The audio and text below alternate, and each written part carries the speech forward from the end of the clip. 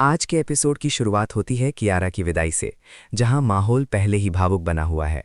कियारा भारी मन से कहती है कि लगता है कृष भैया मेरी विदाई भी मिस कर देंगे। आखिर ऐसा कौन सा ज़रूरी काम आ गया कि वो इस पल में भी नहीं आ पाए।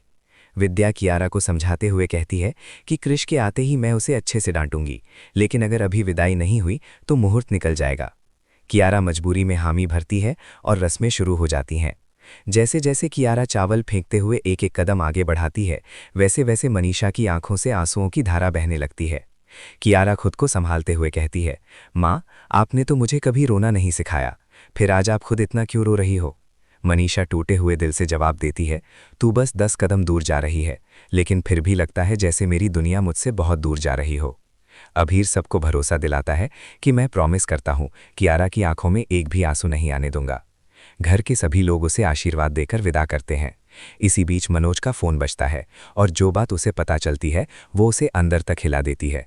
उसे बताया जाता है कि कृष ने फर्म अचानक बंद कर दी है, न कोई वजह न कोई डेट।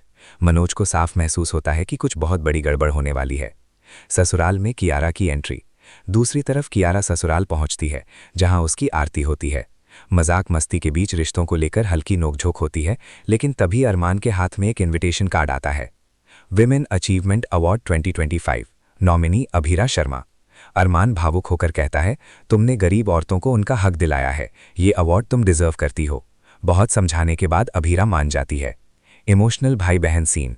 उधर अरमान कियारा को एक प्रीमियम ज्वेलरी सेट गिफ्ट करता है और कहता है, तू सिर्फ मेरी बहन नहीं, मेरी बेटी जैसी है। बेटियों के लिए कितना भी कर लो कम ही होता है।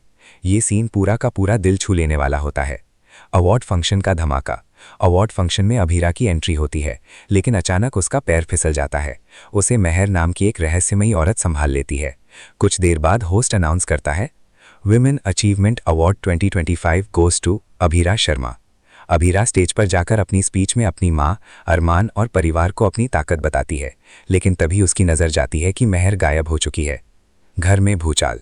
घर लौटते ही सब खुश होते हैं, लेकिन तभी एक बड़ा सच सामने आता है।